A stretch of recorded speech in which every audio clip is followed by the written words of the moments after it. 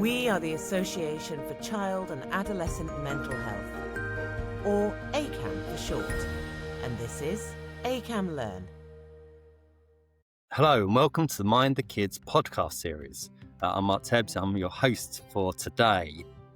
I spent my kind of whole career working in mental health. I'm currently chief exec of a charity, working with other charities, and my interests are really around the kind of grassroots organisations in how we improve community well-being. For this podcast, probably the most important qualification is also being a parent, so really understanding some of the issues that we're going to be talking about today. So today we're looking at early childhood risk like poverty, family stress or developmental delays, and how children do later in school. So how positive experiences in kindergarten, like supportive teachers and social play, can help protect children and young people as they grow older. I'll be speaking to Katharina Haag, who's recently published her JCPP paper entitled Navigating Early Risk, Differential Outcomes in Middle Childhood and the Compensatory Role of Kindergarten Experiences.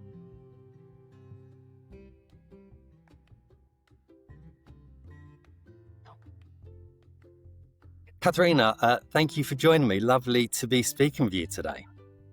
Thank you very much for having me. Great stuff. So let's start with some introductions. So it'd be great to hear a little bit about yourself, like where you work, maybe some of your research interests, and if there's been any key collaborators on the paper, then it's an opportunity to give them a little bit of a name check. Yeah. So my name is Katharina Haag. I am currently a senior researcher at the Norwegian Institute for Violence and Traumatic Stress Studies. But this work was done as part of a postdoctoral position I did at the Norwegian Institute for Public Health until last year. And the work was done in collaboration with a group that is called the MOBA Early Education Project, which is a number of researchers from different countries, mostly from Norway. But one key collaborator is, for instance, also Tyler Watts, who is at Columbia University, who was involved with this paper, as well as several Norwegian researchers. Great stuff. Part of my role is that I work in a charity in London, and we work with a lot of our other charities who are working with vulnerable children that are high risk. And I guess childcare provision is a really hot topic in the UK. So I'm really interested to, your study's Norwegian, so really interested to hear and compare with some of the stuff that's happening over the UK. But I guess what we hear a lot is, childcare is really expensive. There's long waiting lists. The quality of childcare can be really kind of variable. So I guess a lot of parents also kind of feel quite guilty about leaving their children and the economic necessities of kind of going back to work. So I'm really interested in this conversation, this topic, because I think it'd be great to hear a little bit more about what your research has found. So let's kick off with just a little bit of an overview. So could you tell us what you set out to explore, why the topic matters and what you discovered along the way? Yeah. So with this study, we mostly had two main aims. Firstly, we wanted to look at profiles of early risk exposure and see how they link to long-term outcomes. And that is sort of based on the thought that we know quite well that the more adversity children are exposed to, the worse the outcomes on the long term. But what we don't know that much about is actually if the type of early adversity matters for what type of difficulties children get later on in life. And there is sort of two strands of literature that seem to suggest this. There's the more theoretical literature, which is covered by dimensional models of early adversity. And those models, in their original form, and they've since been expanded upon, suggest sort of two pathways from early adversity to long-term outcomes. There's first deprivation experiences, like, for instance, neglect, or also lack of cognitive stimulation in low-resourced households. And they propose that that can lead to poor cognitive development, and then sort of long-term outcomes like poorer academic outcomes. On the other hand, they say that threat experiences like abuse or violence in the most extreme form are linked to poor development of emotion, processing, and regulation, and that in the long term predisposes children to have more mental health problems. So they have these two main pathways. But there's also a second strand of research that has developed recently more independently, which uses a particular type of statistical models, so-called mixture models. And I think the most well-known one is latent class analysis, which we're also using here. And they assume that risks tend to co-occur. So they try to derive these profiles of early risk exposure for children based on many different risk factors and see how they link to long-term outcomes. And they, somewhat similar to the dimensionality models, find a so-called resource risk group. So a group that has parents with low resources, like low education, low income, that mostly struggles academically. But they also find what we call a family psychological risk group. So that is a group where the parents have high conflict, the parents might suffer from mental health problems, substance use difficulties, parenting problems, or the like. And these children tend to have more long-term mental health problems. But a lot of that research is based on what we call convenience samples. So samples that have been collected for a different purpose. So they have only very specific indicators of early risk, like limited numbers and often also smaller samples.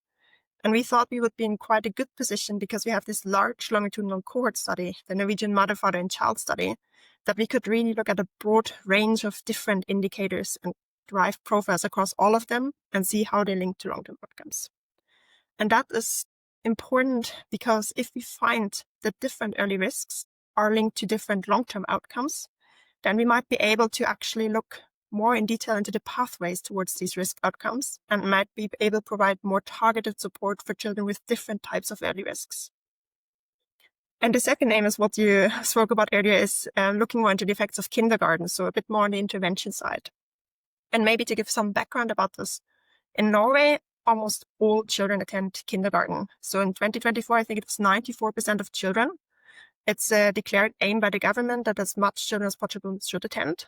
And there's quite strict guidelines in place. So there's guidelines, for instance, on the ratio you should have between staff and children, on the type of education that staff should have, but also on the contents. So there are regulations what should be covered in kindergarten. And the idea is really that there should be good quality kindergarten available for all children across the country. And that is because I guess the broader idea is that kindergarten could really level the playing field for children from different backgrounds with different risks before they come into school and kind of set them out on a better pathway. So our aim was that we wanted to see if that is really possible, because there is some indication in the literature that kindergarten can support children from different risk backgrounds, even though there is some discussion about is it possible for all children or only for some children, and to what extent can they improve. And it also been proposed that specific experience in kindergarten might be able to buffer against particular risks. So for instance, one of the factors that we looked at is social play. And it has been proposed that social play, by teaching children how to relate to others, how to regulate their emotions and their needs in situations with others, might actually improve their emotion processing and could, in the long term, maybe lead to better mental health and other socio-emotional outcomes. So there's these potentially more specific pathways. So we tried to understand if kindergarten experiences might be able to disrupt this association between early risk and later outcomes, and also if specific experiences matter for children with different risk profiles. And that is, of course, important because if kindergarten is able to buffer against these early risks, especially in countries like Norway where almost everyone attends, it's a really good opportunity to help different children catch up. Yeah, so that was a slightly long introduction. No, it was a great overview. Great overview. Okay. Yeah. I think we'll probably try to do the podcast in those two halves then. So we'll look at the early risk bit first, and then we'll look at the protective factors of kindergarten. So if I've understood it, the early research was really focused on identifying the impact of, for example, trauma on later development, but the later models are looking at a more mixed categorization of risk. So how do you go about that? How do you go about identifying that more broader risk profile? Well, in our case, we have this really big cohort study, right, for whom data has been collected across many years, and especially lots of data in the early childhood phase, which is what we focused on for the risk factors. Because that is really a period where lots of changes happen for the child, where lots of brain development happens. So it's a really good period to look at in terms of how risk affect long-term outcomes. And how we went about it is that we sort of looked at general models of child development, trying to see what is common factors that are highlighted as potential risk for poor long-term outcomes. And we went through our measures and tried to see what of these factors do we actually have available. And we discussed it sort of in our group of authors and the wider group of people that we work with to come down to a list of 30 factors that we looked at in the end. Okay, and then what were the groups that you identified? Because it'd be really good to bring that to life for people, so that they kind of can, maybe some like examples of what those different categories kind of mean. Yeah. Sorry, just quickly switching to So the biggest group that we found, which is I guess quite positive, is a group of low risk children. So that was about 41% of our sample. And across all the different risk indicators that we looked at, these children score quite low. So they have relatively little risk exposures early on in childhood. And the main takeaway is that this group performed the best across all time points, across all measures of outcomes. So they did really substantially well, often more well than the other groups. Yeah. The second group that we found is what in the literature is often termed as a resource risk group. And that was about 30% of a sample. That is mostly a group where parents have low income, low education, and also some slightly elevated genetic risks for ADHD and academic difficulties. And this group at 8 years had some elevated rates of teachers suggesting that they might need to work harder in school. But then at 11 years, you could really, on the national test scores, see substantial differences compared to other groups, especially the low-risk group in terms of how they scored. So their average points was at 49 in a test with a mean of 50 and a range up to 100. And the low-risk group comparatively scored 56. So there's quite a bit of a point difference there, both in math and in Norwegian. The other three groups were somewhat smaller. The first of which is a preterm birth group. So a group of children who are preterm born and who often have low birth weights as well and associated family risks. And this group didn't have the poorest outcomes across the risk groups anywhere, but they sort of consistently lagged a bit behind the low-risk group in all outcomes as well. We did also find a family psychological risk group, like in the previous literature. So that was a group where there was high conflict between the parents themselves, relational conflict, but also conflicts on how to actually rear the child.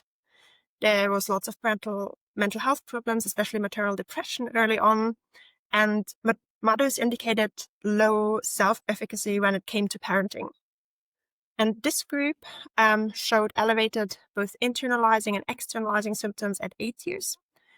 But especially at 12 to 14 years, where we had registry data on how often children had been to specialist service to get mental health supports, they were almost double as likely as the other groups to have been to specialist mental health support for internalizing problems.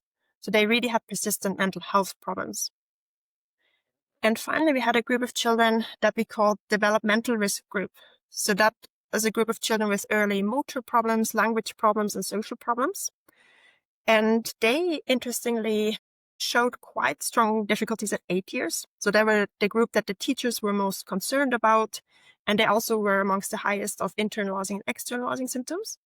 But by the age of 11 to 14, so later on, these differences had mellowed out a little bit. So they were sort of not ahead of other risk groups, or sometimes even did better than these groups. So they managed to catch up a little bit. Okay. So I just want to be really super clear about the kind of methodology. So you assessed or categorized risk at kind of like about 3 years old, and then you studied the kindergarten experience at 5, and then measured outcomes at 8 and 11. Is that right? Yeah, 8 and 11 to 14 years, because the registry data were available at slightly different times. Okay, brilliant. So was there anything there that was particularly surprising to you, or did it feel very consistent with the existing kind of research literature? So the findings on the children with a resource risk doing poor academically and the psychological risk doing poor in terms of mental health, that is also found in the other literature. So that was sort of quite consistent. What surprised me maybe a little bit is how persistent the difficulties actually are, because we can see like these risk factors are measured between birth and 3 years of age. And at 11 to 14 years, we still see quite substantial group differences. So that is quite a long time frame that we see differences, which I maybe would have expected would have mellowed out a little bit more over time. What was interesting also is that in the literature that's mostly from the US, there's often a high risk group that really scores poorly across all areas. And we didn't find that here. And we were discussing a little bit, why did we not find this? And partially, we think the US is often more high risk samples. So this is children, for instance, who attend the Head Start program, which is meant for children from low income families, whereas we have a broader community sample. So our group might have been just comparatively smaller compared to the US. And finally, I guess we didn't really have clear expectations what additional groups we would find. But it was interesting to see those sort of preterm born children come up, which I think are quite a lot discussed in the literature as risk groups. And the developmental risk group, which hadn't really been discussed that much before, but I think makes an interesting addition to the literature that we should maybe consider more. Yeah, okay. And then turning to the second part of your paper and about the experience of high quality kindergarten. So could you describe what impact that had on your kind of findings? Yeah. So what we found in brief, I guess, is that we looked at 3 factors in kindergarten that we were interested in. We looked at if the children had close relationships with their teachers. So that's relationships characterized by warm, supportive relationships where the child feels quite open to express emotions or to tell the teacher about what's going on in their life and to get support from them. We looked at social play in kindergarten, so the extent to which children engage with other children and which are they confident to approach them, to play with them. And finally, exposure to pre-academic activities. So that is teacher-provided activities that make children familiar with early letters, early numbers, some geometric shapes, some scribbling, so that they're a little bit prepared for schools. And that's usually in small groups. And what we found is basically that having close relationships with the teacher and social play, but not the academic activities, were linked to better outcomes across the board. So it didn't matter what risk group the children were in, and also didn't matter what kind of outcome we were looking at. So they seem to have quite a broad effect. Okay, so the impact of close social relationships had a universal benefit to all children, irrespective of the risk that they're experiencing. Yeah. Okay. It'd be really useful just to kind of really understand what the characteristics of that kind of kindergarten experience were.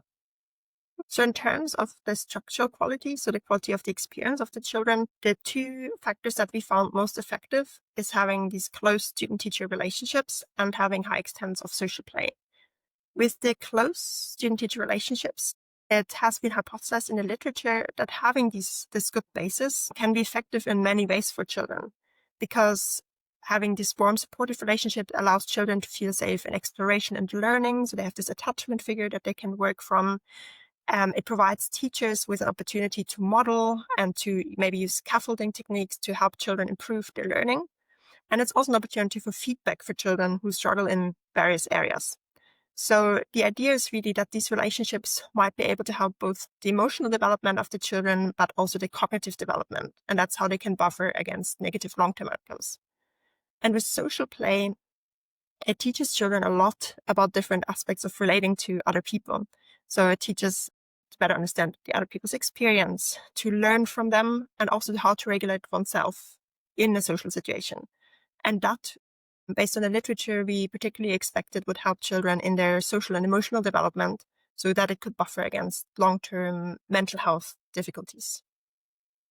I'm just wondering whether the experience in Norway is replicable or applicable in other contexts, whether the benefits that were found were, this might be a difficult question to answer, I don't know, but I wondered whether the impact that you found was felt kind of particular to the circumstances in Norway and the kind of high quality kind of childcare there. I mean, that's a good question. I would think the general protective effects of having good relationships and having good social play. I think especially for close student-teacher relationship, that has been shown across the literature. That is really useful. It's been shown in the US, it's been shown in different countries.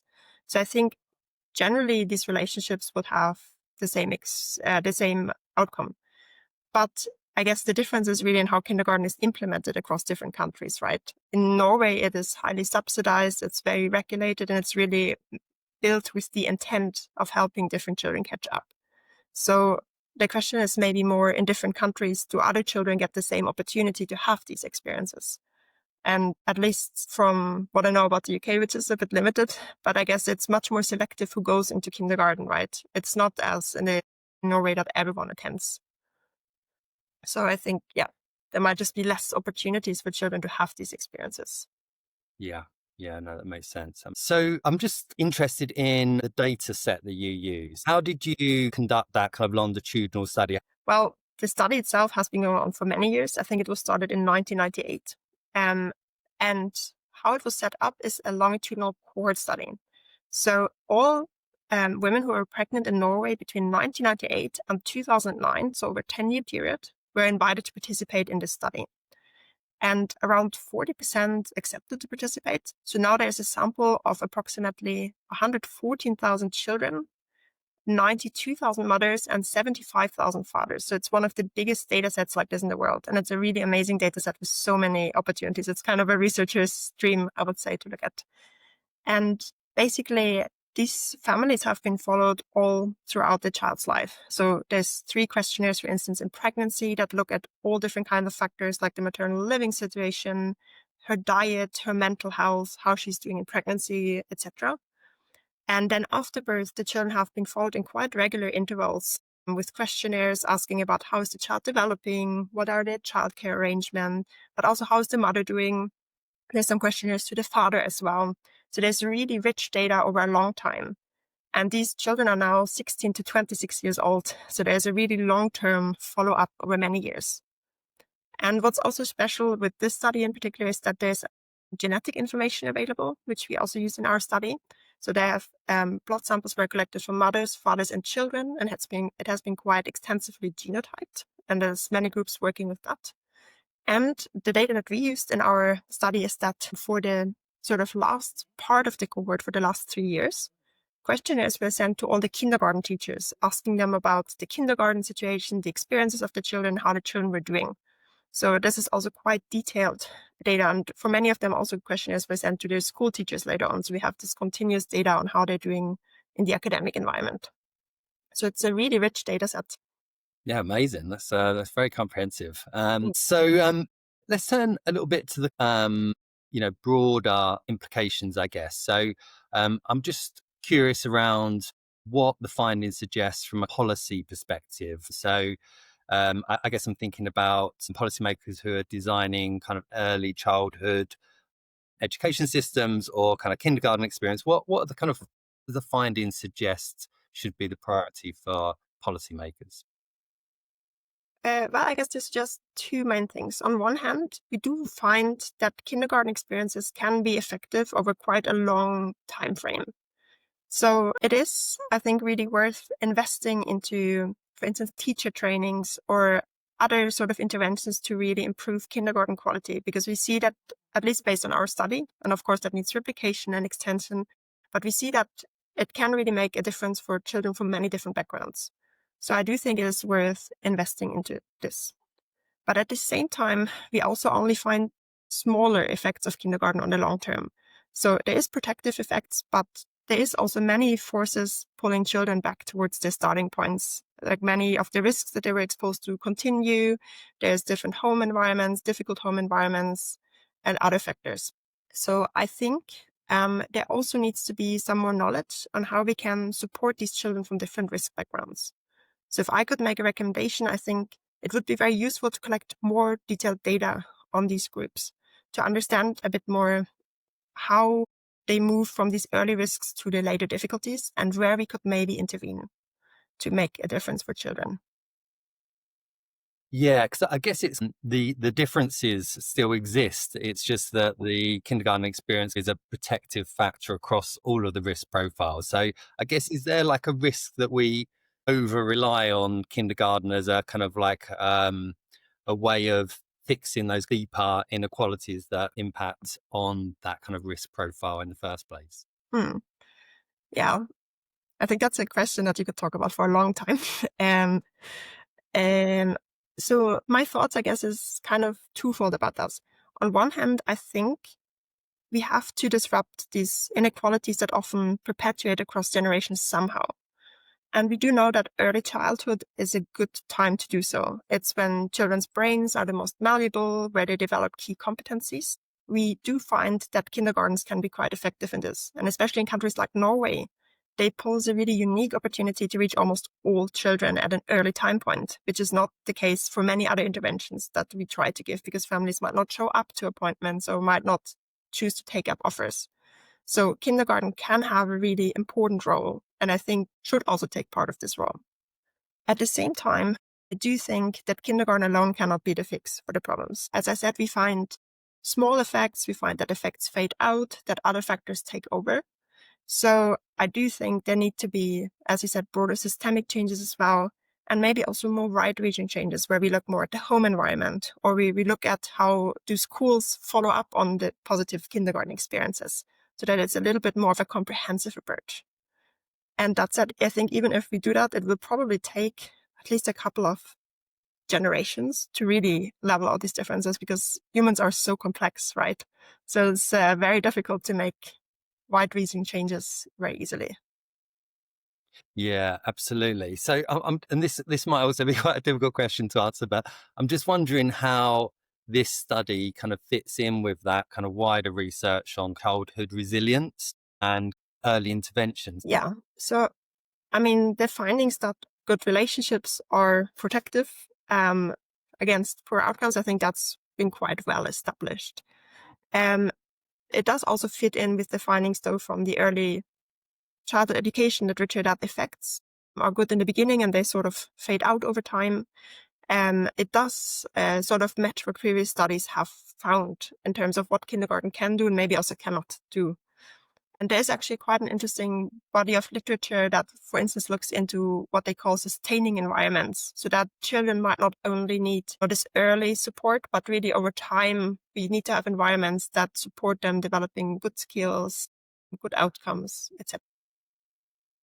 Yeah, brilliant. Look, we're coming to the end of the podcast. It's super interesting, kind of like talking with you. I'm just wondering, is there like one sort of take home message? I'm just thinking, like, if you were, if you had like 1 minute with the kind of National Education Minister of Norway, what would you say? I think I would say, on one hand, that I think Norway is doing a lot of things right. We do have great kindergartens that are quite effective in supporting lots of different children. So I would say continue investing in these kindergartens and continue with the plan of supporting children that way. But as I said earlier, I also think I would suggest to them to maybe collect some additional data and look a little bit more deeply into children with different risk backgrounds and how we can support them more effectively.